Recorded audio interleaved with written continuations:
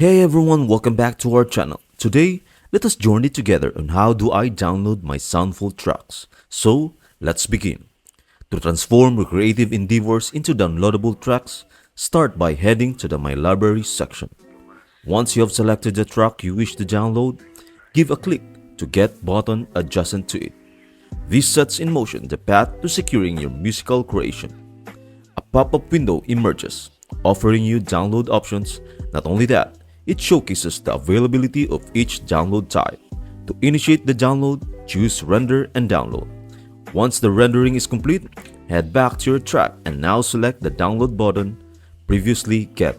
This action prompts another pop-up, offering you the choice of various files formats for downloading.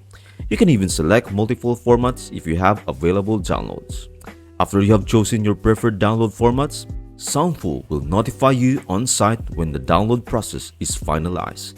That's it! With a few simple steps, your unique Soundful track is now yours to enjoy beyond the platform. I hope this video helps you out and see you in the next video.